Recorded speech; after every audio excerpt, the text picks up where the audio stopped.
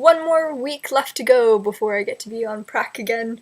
I'm so excited because I miss the kids. I'm really excited to try out all these new things that I've learned, like the Bing game. Not to mention being able to implement a lot of different practical assessments thanks to Prof 155. Can't wait to do a whole bunch of crazy experiments for chemistry. I have lab security training, so I'm not really worried about doing those different experiments, or rather demos.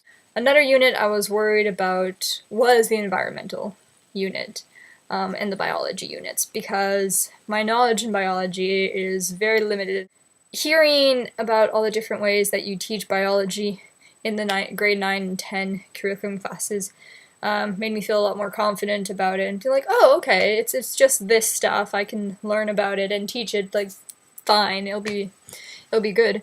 But then even more than that, I appreciated how it kind of gave me that extra confidence, but also kind of the feel that this was something really interesting and I could make it something fun. Someone come in for chemistry and someone come in for biology kind of showed me that, you know what, if you know what you're talking about and you develop a passion for it, you could make absolutely any subject interesting. So if I get stuck at some point in my career teaching something that at first I would have thought would be really boring, all I have to do is keep an open mind and look into how can I make this interesting for me and for the students. So for me, making physics interesting for the students is probably more difficult because for me, physics is already fascinating and I love every part of physics, and I love geeky physics jokes that most students would probably roll their eyes at. I feel a lot more confident about teaching subjects that I might think are initially boring, because then that forces me to make it interesting for myself, which I would hope would make it interesting for their students as well. It was good to finally get more of a theoretically based definition of what differential instruction is.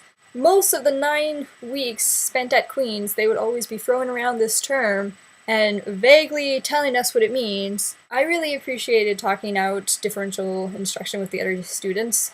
Their feedback, I think, is going to help me to make my own differential instruction a bit more useful to the students, or a bit more relevant to them. My professor from the Prof 191 class gave us some time in groups to kind of brainstorm ideas on how to keep students engaged, or have a few minutes per period to do something more relevant to them, to kind of link what you saw in class with what they see every day, which I thought was a really good idea.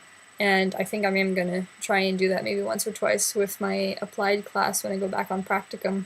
And then in my math curriculum class, our professor talked about different ways that you can make a question more relevant to the student as well, and how you can make a question incorporate different math skills and have more than one way that you can answer it. I'm going to try and challenge myself to make 1 or 2 of those really good kind of open questions during my practicum placement.